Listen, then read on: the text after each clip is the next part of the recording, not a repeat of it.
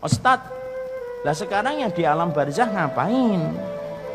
Yang di alam barzah ini sekarang kita harus paham, alam yang dilewati manusia itu 4. Ada alam janin, ada alam dunia, ada alam barzah, dan ada alam akhirat. Nah sekarang yang di alam barzah ngapain Ustadz? Di alam barzah itu 2. Kalau tidak mendapatkan naim, dia mendapatkan adab.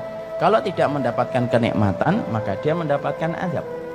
Dan manusia ketika di alam barzah, maka mereka diperlakukan oleh Allah sebagaimana amal yang mereka lakukan ketika mereka di dunia. Makanya macam-macam, beda-beda. Ada roh yang ditaruh di dalam barzahnya, dilapangkan antara pandangan dia dengan ke surga. Maka dia melihat surga dan dia menikmati itu setiap waktunya dan setiap saatnya. Itu kenikmatan. Ada roh yang kemudian tergantung antara langit dan bumi. Siapa roh itu? Yaitu adalah mereka yang memiliki hutang, tetapi tidak membayarkan hutangnya sampai dia meninggal dunia. Dia tergantung antara langit dan bumi. Dia kesakitan, nggak bergentayangan. Nggak ada bergentayangan turun, nggak ada bergentayangan. Maka kemudian di alam barzah itu beda-beda. Ada yang mendapatkan kenikmatan, ada yang ditaruh di sungai darah. Dia melipir, setiap dia melipir dilempari batu sampai pecah kepalanya. Siapa? Pemakan riba.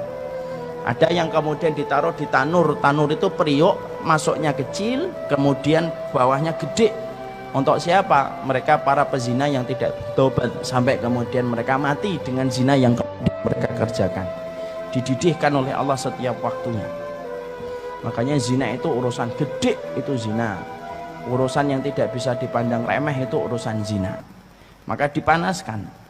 Ada roh yang kemudian di dalam tembolok burung-burung hijau menikmati surga, masuk ke surga di tembolok burung hijau, kemudian makan yang di surga, kemudian rumahnya di bawah arsy Allah.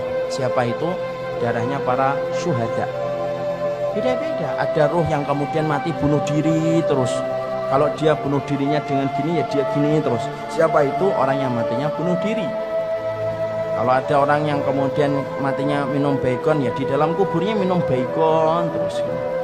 Dan tidak usah tanya, begonya dari mana Ustaz? Saya juga nggak ngerti. Tapi di situ kemudian disebut dengan alam barzah. Alam barzah itu bisa nggak ketemu Ustaz? Bisa. Orang itu kalau di alam barzah bisa ketemu. Makanya perhatikan ketika Nabi lemah di atas pangkuan Aisyah radhiyallahu anha, maka Nabi mengatakan ila rafiqil a'la, ke teman-teman saya yang berada di tempat yang tinggi. Siapa itu? Musa, Ibrahim, Harun, Ismail. Makanya Nabi ketika Isra Mi'raj ketemu nggak dengan saudara-saudara beliau? Ketemu Nabi Musa, ketemu Nabi Ibrahim.